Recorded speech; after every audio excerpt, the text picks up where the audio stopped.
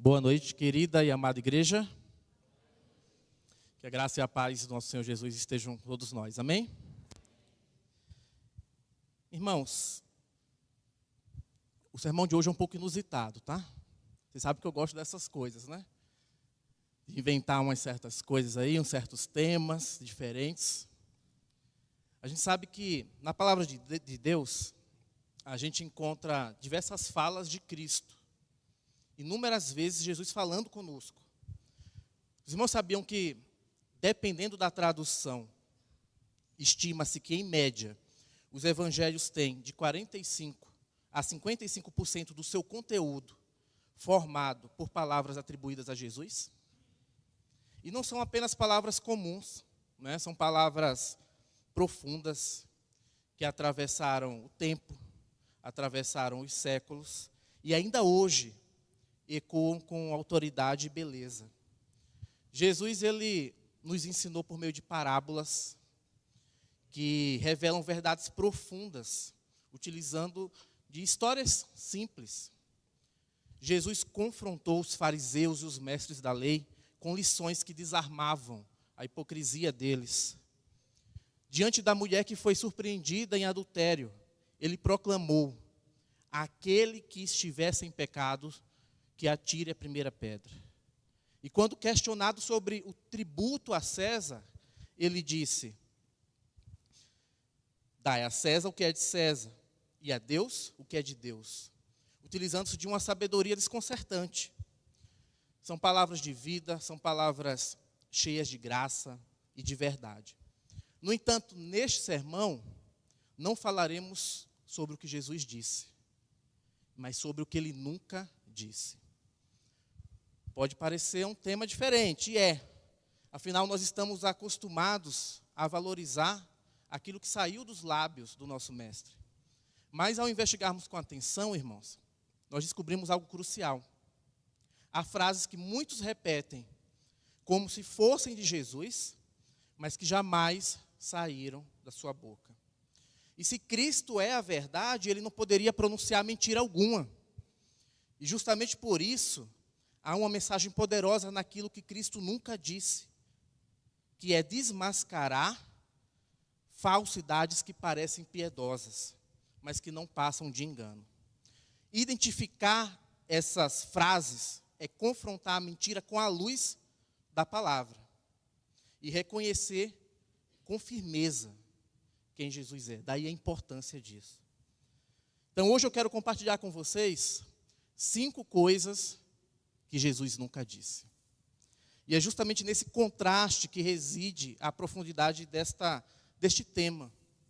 Né? Ao refletirmos sobre aquilo que Cristo nunca foi e nunca será, nós compreendemos melhor quem Ele é. Vamos orar? Senhor nosso Deus, nosso Pai, eu oro, Senhor Deus, para que o Teu Espírito Santo e a Tua palavra, Senhor Deus, Tua santa palavra, possam falar ao nosso coração nesta noite, Senhor Deus. Possam revelar quem verdadeiramente Jesus Cristo é. Possam revelar de uma forma clara, nítida, visível a cada coração aqui, Senhor Deus. Não deixe nada tirar a nossa atenção, nada ocupar a nossa mente que possa nos distrair, Senhor Deus. E eu oro a Ti para que vidas sejam transformadas nesta noite. Em nome de Jesus, amém. Amém. Então vem comigo. A primeira coisa que Jesus nunca disse: siga seu coração e tudo dará certo. Siga seu coração e tudo dará certo. Essa frase, que é amplamente repetida em filmes, novelas, músicas, redes sociais e até em conselhos dados de forma sincera. Uma vez alguém foi me aconselhar e falou: siga seu coração, Rafa, vai dar tudo certo. Disse bem assim. À primeira vista, essa frase ela parece motivadora, pois ela apela ao desejo humano de liberdade, de autenticidade, de felicidade. Mas quando analisamos essa frase à luz das Escrituras e da própria experiência humana, ela revela-se uma das maiores ilusões da nossa época. O primeiro problema dessa frase está na visão equivocada do coração humano. Na cultura moderna, na nossa sociedade atual, o coração humano, ele é sinônimo de sentimentos e de desejos mais profundos, vistos como confiáveis para a tomada de decisões. Porém, a Bíblia, ela apresenta uma perspectiva totalmente diferente. Em Jeremias 17:9, nós lemos: enganoso é o coração, mais do que todas as coisas, e desesperadamente corrupto. Quem o conhecerá? Ou seja, o coração, o seu coração, ele não é um guia seguro. Ele não é um guia confiável. Em verdade, ele é um campo de batalha marcado pelo pecado, pelas paixões egoístas e por instabilidade emocional. Seguir o nosso coração é caminhar certamente ao erro. Além disso, essa frase ela transmite a falsa ideia de que sinceridade e emoção são suficientes para garantir um bom desfecho para as decisões que você toma na vida, um bom resultado para essas decisões. Pura ilusão. O nosso coração, ele é facilmente influenciado por três coisas. Primeira, pelo momento. Segunda, pelas emoções. E terceira, pelo pecado. Muitas vezes nós desejamos coisas que não nos fazem bem, decisões tomadas por impulso, que são tomadas pelas circunstâncias do momento, por emoções que nós temos e até mesmo pelo pecado. E são decisões que vão trazer dor depois. Quantas pessoas, por seguirem o coração, entram em relacionamentos desastrosos, tomam decisões financeiras destrutivas, ou se afastam da vontade de Deus. Por mais sincero que seja o sentimento do seu coração, isso não garante a verdade. Isso não assegura que você está tomando as decisões corretas. Mateus 16:24 diz assim: se alguém quer vir após mim, negue-se a si mesmo, tome a sua cruz e siga-me. Jesus jamais disse que deveríamos confiar no nosso coração. O que foi que ele disse? Negue-se a si mesmo. Negue-se, renuncie aos seus desejos, aos desejos do seu coração, tome a sua cruz e aí me siga. Se você quiser ser meu discípulo, faça isso. E outro aspecto enganoso dessa frase é uma promessa implícita nela de que tudo vai dar certo. Tudo vai dar certo. É uma visão otimista, mas é uma ilusão. Nem sempre os nossos planos terminam bem, porque eles estão sujeitos aos pecados, às nossas limitações pessoais, às circunstâncias da vida. A gente sabe que a nossa vida não é um filme da Disney. Problemas acontecem, acidentes acontecem, tragédias acontecem. A nossa vida parece mais com um episódio de Game of Thrones do que com um filme da Disney. Então, isso acontece por quê? Porque a vida é complexa e envolve consequências que fogem do nosso controle. O próprio Cristo disse que no mundo nós teríamos aflições, frustrações, fracassos, obstáculos. Tudo isso faz parte da vida. Siga seu coração e tudo dará certo, vai criar uma falsa expectativa que você vai viver uma vida sem dor, o que não é verdadeiro. Então, cuidado, gente, com esse chamado pensamento positivo que estão espalhando por aí. Que é quando a pessoa acredita que ela só precisa pensar e acreditar naquilo que tudo vai dar certo. Cuidado. Quando o resultado não acontece, a culpa vai recair sobre a própria pessoa. E isso é uma ilusão, Ela vai se frustrar. O que garante a vitória ao cristão não é seguir o coração, mas é confiar em Cristo, é seguir a Cristo, que é o caminho, a verdade e a vida. Portanto, siga seu coração e tudo dará certo, não é apenas simplista, mas enganosa. O seu coração não é uma bússola, tá? Não confie nele. A promessa de um final feliz sem Deus é uma mentira perigosa. Lemos agora há pouco Provérbios 3:5, que diz assim: confia no Senhor de todo o teu coração e não te estribes, ou seja, não te apoies no teu próprio entendimento. Somente quando o nosso coração é submetido a Cristo, guiado pelo Espírito Santo e moldado pela palavra, a vida vai encontrar uma direção segura e uma esperança verdadeira. Amém? Segunda coisa que Jesus nunca disse: não importa no que você acredita, contanto que seja sincero. Você conhece alguém que acredita em todas as religiões? Para essa pessoa, qualquer religião é a verdade, e está tudo bem com isso. No domingo ela vai à missa, participa da Eucaristia, reza o terço. Na segunda está no culto evangélico, cantando louvores. Na terça comparece ao centro espírita, faz passe e consulta sobre reencarnação. Na quarta procura o terreiro de Umbanda, acende vela para o orixá e pede proteção. Na quinta-feira participa de uma reunião budista, entoa mantras e fala de karma. Na sexta vai para uma mesquita, escutar o imã. E sábado visita um templo judaico, cumpre rituais islâmicos, melhor dizendo, participa do Shabat e lê trechos do Torá. Para essa pessoa, todas as religiões estão certas e são a verdade, desde que você as professe de forma sincera. Mas, gente, a gente sabe que não é assim, né? Nós vivemos em uma sociedade que é marcada pelo relativismo, onde a verdade ela é frequentemente tratada como algo subjetivo, algo que é dependente da opinião da própria pessoa. Cada pessoa tem a sua verdade. Então, nesse contexto, essa frase, não importa no que você acredita, contanto que seja sincero, é algo que soa tolerante, é algo que soa acolhedor, mas quando a gente examina ela com atenção, a gente percebe que ela é enganosa e até perigosa. O primeiro problema dessa ideia, é que ela confunde sinceridade com verdade. Uma pessoa ela pode estar absolutamente sincera em sua convicção, mas está totalmente enganada. E a história está cheia de exemplos disso. Pessoas que acreditaram em ideologias destrutivas, líderes que guiaram multidões ao erro, pessoas que colocaram a sua fé em falsos deuses. Todos agiram com sinceridade, acreditando no que estavam fazendo, mas escolheram tragédia como resultado. Eu cito como exemplo um acontecimento religioso que entrou para a história.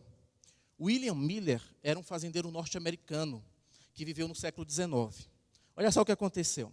Miller nasceu em Massachusetts e serviu como soldado de guerra em 1812. Depois da guerra, ele mergulhou profundamente no estudo da Bíblia.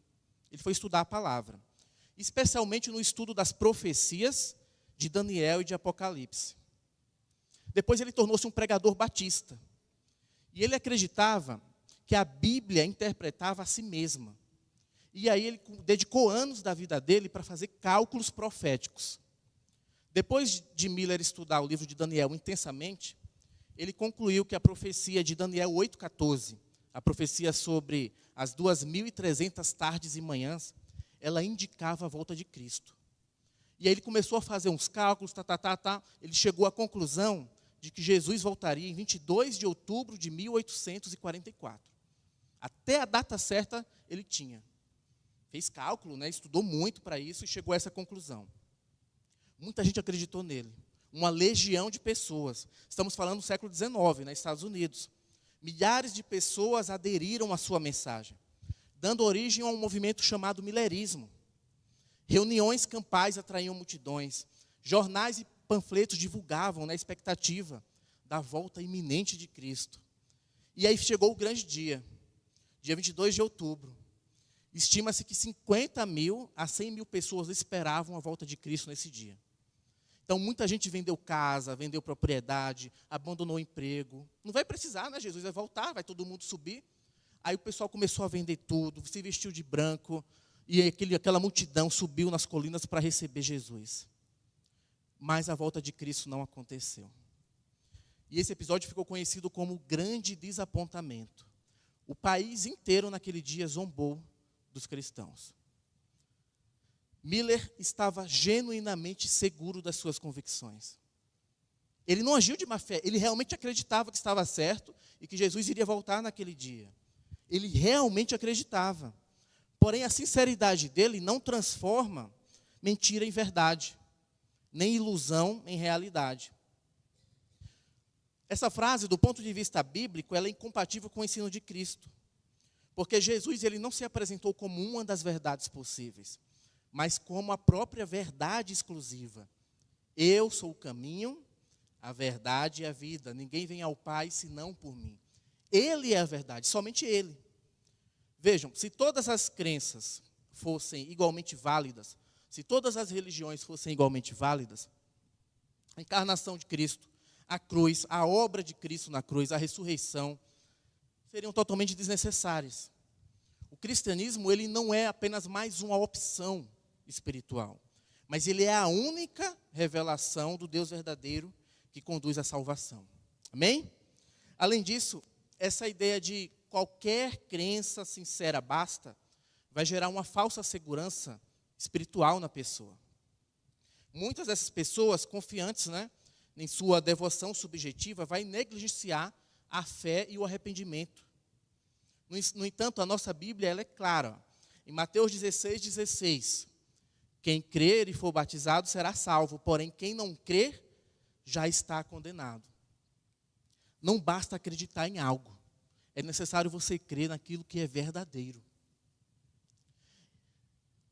E o que é que faz de algo verdadeiro? Será que algo pode ser verdadeiro para você e não ser para mim? Bem, não existe verdade relativa. A verdade é uma só. Pode haver crenças múltiplas relativas, mas verdades múltiplas relativas não. Você pode até crer que algo seja verdade, mas se for verdade só para você, não é verdade de fato, porque a verdade, ela tem que ser verdade para todo mundo. Muitas crenças divergentes e contraditórias são possíveis, mas verdades contraditórias não são possíveis. Porque o que é verdadeiro para todo mundo. Então, essa frase, não importa o que você acredita, contanto que seja sincero, é uma mentira. Uma mentira sutil, que tem enganado muita gente e que mascara a realidade espiritual. A sinceridade, ela pode até expressar intensidade de fé, mas apenas a verdade em Cristo salva. O conselho bíblico não é creia no que você quiser com sinceridade, mas conhecereis a verdade e a verdade vos libertará. Número 3, Deus nunca permitirá que você sofra. Deus nunca permitirá que você sofra. Uma das objeções, meus queridos, mais comuns, que são levantadas contra a nossa fé, é o chamado dilema do sofrimento. Se Deus é bom e poderoso, por que Ele permite a dor? E essa dificuldade tem levado muitas pessoas a rejeitar a fé. E também tem alimentado mensagens distorcidas dentro do próprio cristianismo.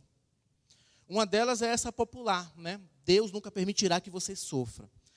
Embora pareça uma ideia reconfortante, essa frase é totalmente contrária, tanto quanto à realidade da nossa vida, quanto ao ensino das Escrituras. Do ponto de vista apologético, essa afirmação ela cria uma falsa caricatura de Deus. Ela sugere que Deus é uma espécie de garantidor de bem-estar, do seu bem-estar, cuja função é evitar qualquer dor sua. Mas se fosse assim, como é que nós explicaríamos a cruz? O próprio Filho de Deus sofreu intensamente. Foi rejeitado, humilhado, crucificado. A crucificação era uma das formas mais cruéis de pena de morte no Império Romano. Porém, o que mais pesou não foi o sofrimento físico. O que mais pesou a Cristo foi o sofrimento espiritual que Ele sofreu. Jesus tomou o pecado do mundo inteiro sobre si. Ele carregou uma culpa que não era dele. Esse foi o sofrimento mais profundo. O Cordeiro Santo de Deus suportando a condenação que cabia a nós. Então, se o próprio Pai, Deus Pai, não poupou o seu próprio Filho de tamanho sofrimento, como é que poderíamos crer na promessa dele que nós teríamos uma vida aqui sem sofrimento? Além disso, essa frase ela cria uma expectativa irreal. Quando pessoas são ensinadas a acreditar que fé em Deus significa ausência de dor, ausência de sofrimento, qualquer adversidade que ela venha a enfrentar, vai fazê-la duvidar ou da existência de Deus ou da bondade de Deus. E esse é um caminho perigoso, irmãos, porque pode abrir espaço para a apostasia. Em contrapartida, o que é que a Bíblia fala?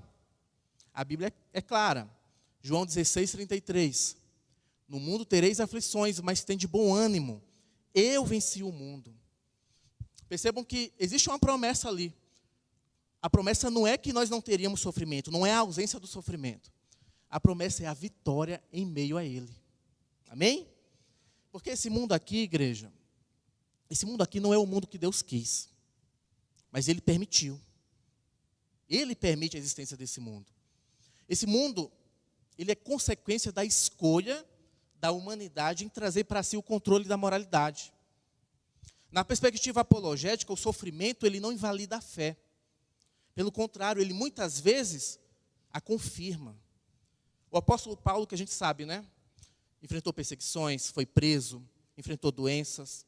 Ele declarou, porque a nossa leve e momentânea tribulação, 2 Coríntios 4,17, porque a nossa leve e momentânea tribulação produz para nós eterno peso de glória, acima de toda comparação. O sofrimento à luz da Bíblia, ele não é algo sem propósito. Deus utiliza ele para moldar caráter, para purificar a fé, para revelar a esperança da eternidade. Portanto, essa frase, Deus nunca permitirá que você sofra, ela não apenas é antibíblica, mas também ela é perigosa, do ponto de vista apologético. Em vez de resolver o dilema do sofrimento, ela o agrava. Por quê? Vai criar uma falsa expectativa e vai deixar a pessoa vulnerável diante das crises. Enquanto isso, a verdade cristã, a verdade bíblica, ela é muito mais robusta. Deus permite o sofrimento, mas jamais nos abandona nele. Ele transforma qualquer sofrimento em instrumento de crescimento e de esperança. E garante que um dia, em Cristo, todo sofrimento será vencido. Amém? Vem comigo para a quarta coisa que Jesus nunca disse. Jesus nunca disse, eu só vim para amar, não para julgar ninguém. Essa é uma perigosa distorção da imagem de Cristo que tem acontecido muito recentemente. Nos últimos anos, tem crescido essa ideia de que Jesus veio só pregar sobre o amor. Só o lado amoroso de Cristo é dado ênfase e a gente esquece pecado, consequência, arrependimento. A frase, eu só vim para amar, não para julgar ninguém, ela é frequentemente utilizada por aqueles que querem legitimar os seus pecados e silenciar qualquer chamado ao arrependimento. Essa é a verdade. No entanto, essa afirmação é um engano, que ela contradiz tanto o caráter de Cristo quanto a mensagem bíblica. De fato, Jesus é amor. A sua vida, a sua morte, a sua ressurreição são prova máxima, a gente sabe, né, do amor divino, cujo intuito é buscar e resgatar pecadores. No entanto, esse amor, ele não é um amor permissivo, mas um amor transformador. Vamos entender um pouco agora como funciona o amor de Cristo? Cristo, ele nunca aprovou o pecado em nome do amor. Quando ele se encontrou com a mulher adúltera, ele disse, eu não te condeno. Mas ele disse algo mais também. Ele completou a ordem. Eu não te condeno, vai e não peques mais. O amor de Cristo, ele sempre esteve acompanhado de um chamado à santidade. O perigo dessa frase aí é justamente transformá-la em uma desculpa para o pecado. Muitas pessoas a utilizam para justificar escolhas contrárias à vontade de Cristo, acreditando que o amor de Cristo é sinônimo de tolerância infinita. Mas o amor de Jesus, ele nunca foi cúmplice do erro. Ele não pode ser cúmplice do erro. É um amor que acolhe o pecador, mas ele denuncia e confronta o pecado. Ignorar essa dimensão de justiça que existe no amor de Cristo é distorcer o Evangelho e também é criar uma versão caricata de Cristo. Uma versão de um Jesus que é moldado à conveniência do ser humano. Portanto, dizer que Jesus só veio para amar, não para julgar ninguém, é propagar uma mentira perigosa. O amor de Cristo, você não pode separar amor e justiça. Ele veio para salvar, mas também voltará para julgar. Eu gosto de dizer que na cruz, Jesus assumiu a posição de réu. Na graça, ele tornou-se nosso advogado. E na glória, ele voltará como juiz. Negligenciar essa verdade é viver uma ilusão, é viver iludido, irmãos. De que não haverá consequência para os seus erros, para os seus pecados. Enquanto a palavra de Deus afirma claramente o contrário. Dito isto, vamos ver agora 3 aspectos sobre o amor de Jesus. Primeiro, o amor de Jesus, ele acolhe. É um amor que acolhe o pecador. Nunca o rejeita, não importa qual foi o seu pecado. Exemplo, nós temos a mulher adúltera, né? Jesus não a condenou, mas a acolheu em misericórdia. Não há pecado tão grande que não possa ser acolhido pelo amor de Cristo. Mas temos um segundo aspecto. O amor que acolhe também é um amor que transforma, irmãos. O amor de Cristo, ele não apenas acolhe, mas ele chama para uma mudança. Chama para uma transformação. Como vimos, para a mesma mulher ele falou, vá, mas não peque mais. Porque o amor de Cristo, ele não pode ser cúmplice do seu erro. Mas ele sempre vai ser um amor que vai te convidar para a santidade.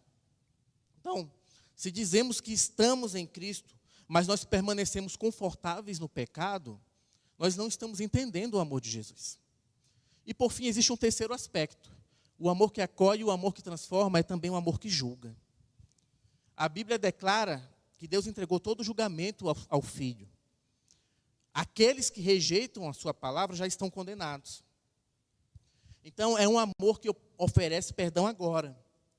Mas quem rejeitá-lo enfrentará a justiça dele no futuro. Você pode até pecar, você pode fazer o que você quiser, mas você não pode fugir das consequências do seu pecado. Então, a pergunta para nós hoje, nós estamos recebendo o amor de Jesus como desculpa para permanecer no pecado?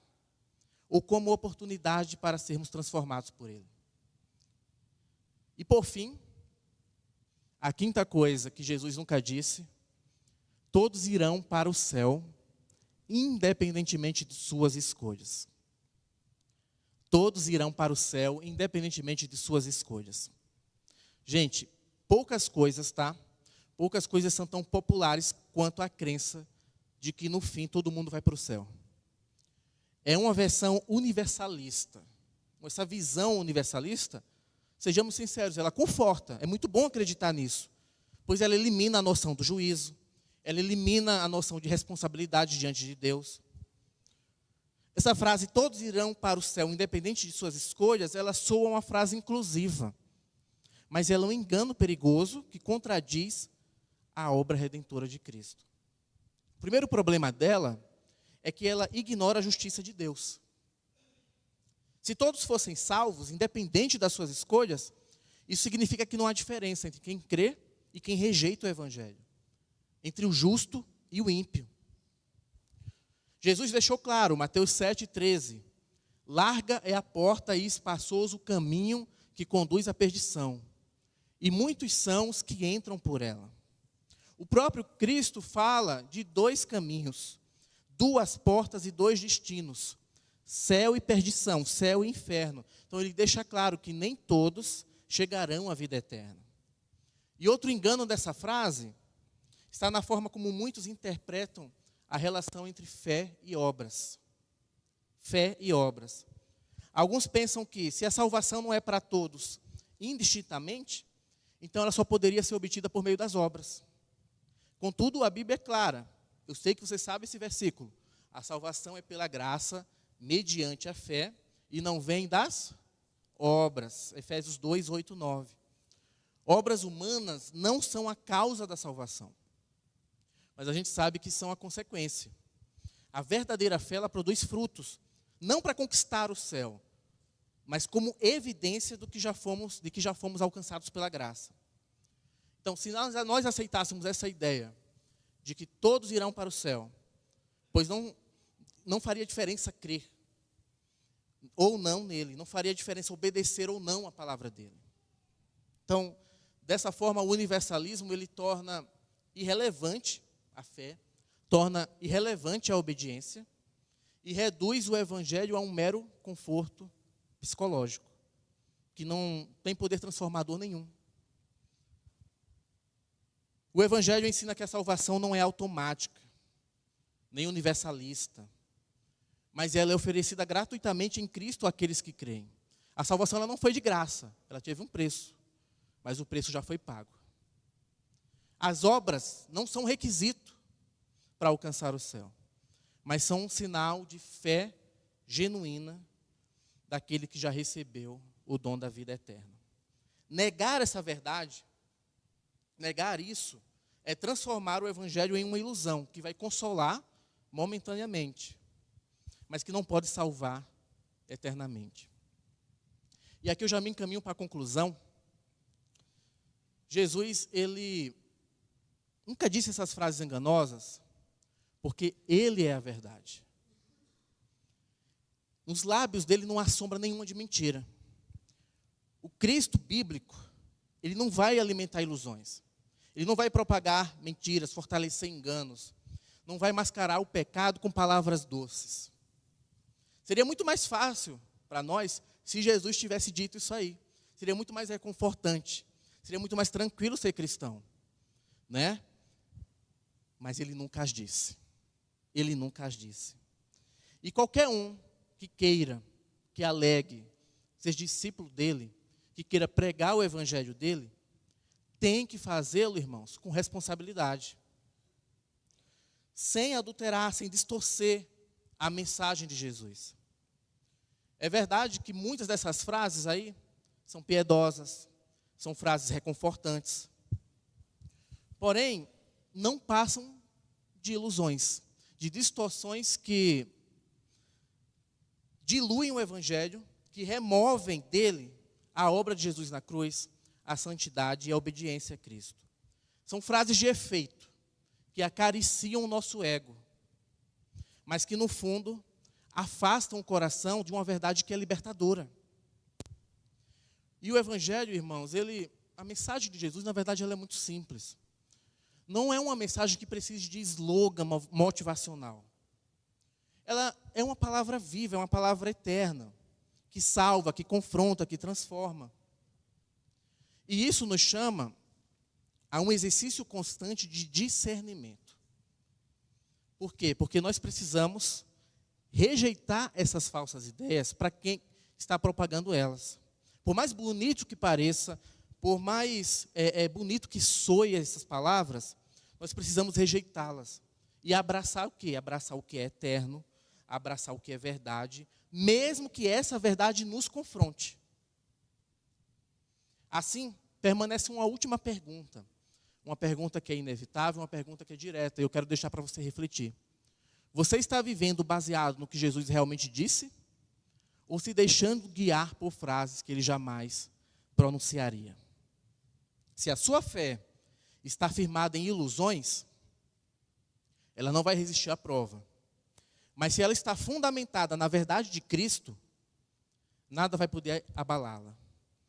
Portanto, a escolha que nós temos hoje é abandonar essas mentiras, abandonar essas falsas ideias e se agarrar a uma verdade que transforma, que liberta, ou continuar vivendo confortavelmente, sendo iludido por elas. Fique de pé sobre o seu lugar. Nós vamos orar agora e depois nós vamos cantar um louvor. Já queria pedir para o ministério vir. Eu quero que você fique em espírito de oração. Porque quando nós olhamos, irmãos, para essa escolha que nós temos que tomar, é uma escolha muito séria, tá? Quando nós olhamos para a Bíblia, de Gênesis a Apocalipse, nós percebemos que a Bíblia inteira, ela aponta para um único caminho, para uma única pessoa. E essa pessoa é Jesus. E se você ainda não entregou a sua vida a Ele, talvez aqui exista alguém que ainda não tenha entregado sua vida a Ele, alguém que está assistindo a transmissão que ainda não entregou a sua vida a Ele. Entregue. E você será transformado. E essa transformação, irmãos, ela acontece de dentro para fora. E aí, a partir desse fato, Deus, Ele vai te direcionar. Ele vai te dar um entendimento. Ele vai te dar uma sensação de uma missão, de um propósito nesta vida. Deus, Ele nos quer perto dEle. E essa realidade é uma realidade verdadeira e é uma realidade tangível também. É algo que nos faz ver as coisas de outra maneira, irmãos. Nos faz sair deste mundo pequeno, deste mundo tão fútil. Esse mundo, ele é tão pequeno, irmãos, para nós não enxergarmos essa realidade. E aí você vai começar a perceber que não há uma outra saída, não há uma outra escolha a não ser se render completamente a Ele. Porque conversão, querido, conversão é rendição. Se você estiver achando que você precisa fazer algo para obter a salvação, e é pelos seus próprios méritos, pelas suas próprias forças, renda-se perante o Senhor. Deus, Ele não vai ocupar o lugar que você vai querer ocupar. Se você quiser estar na direção da sua própria vida, se você quiser estar no centro da sua própria vida, Deus, Ele vai respeitar isso. Mas no momento em que nós dissermos: Jesus, eu não consigo, eu preciso do Senhor, eu não tenho a capacidade de dirigir a minha vida por mim mesmo, eu não tenho a capacidade de estar no centro da minha vida, eu morro sem o Senhor. No momento que nós admitirmos isso, confessarmos isso, falar: Jesus, o espaço é todo teu, vem e preenche esse lugar na minha vida. No momento em que você disser isso, meu querido, você vai experimentar uma paz, mas é uma paz tão boa, uma paz tão legal, que é uma paz que vai exceder todo o entendimento. Que essa palavra, meu querido, minha querida, possa encontrar lugar no seu coração e possa transformar a sua alma. Amém? Senhor nosso Deus, nosso Pai, ó Pai, obrigado, Senhor Deus. Obrigado, Senhor Jesus, por ter vindo a este mundo, por ter morrido por nós, por ter sofrido por nós, Senhor Deus. Obrigado por tua obra redentora na cruz. Eu te agradeço, ó Pai, pelo sangue derramado. Eu te agradeço, Senhor, pelos pregos que foram colocados em tuas mãos e pés. Eu te agradeço pelas chicotadas, pela humilhação que o Senhor sofreu no nosso lugar. Ó Senhor Deus, que essa verdade transformadora, que só podemos encontrar no Senhor, possa ser revelada e compreendida a cada pessoa que está aqui, Senhor Deus. Que cada alma, que cada pessoa que está aqui possa reconhecer, se ainda não o fez, possa reconhecer que a salvação somente vem de Ti, e possa reconhecer o Senhor como o único e suficiente Salvador. Ó Deus, nós te agradecemos, porque o Senhor nos deu a esperança de uma vida eterna. Ó Pai, nós queremos também reconhecer que nós não somos ninguém sem o Senhor. Onde nós estaríamos sem o Senhor agora, Pai? Ó Pai, sonda o nosso coração. Nós precisamos de Ti, Senhor Deus. Nós precisamos do Senhor. Nós te agradecemos por tudo que o Senhor fez. E Senhor, nós temos a fé de que um dia iremos te ver pessoalmente e iremos morar com o Senhor. Obrigado, Senhor Deus, por essa esperança inabalável que reside em nossos corações. Obrigado porque só Tu és a verdade, só Tu és o caminho, Senhor Deus, o único caminho. Que essa verdade possa permanecer em nossos corações e nunca possamos nos esquecer dela. E é no nome doce e santo de Jesus que nós oramos. Amém.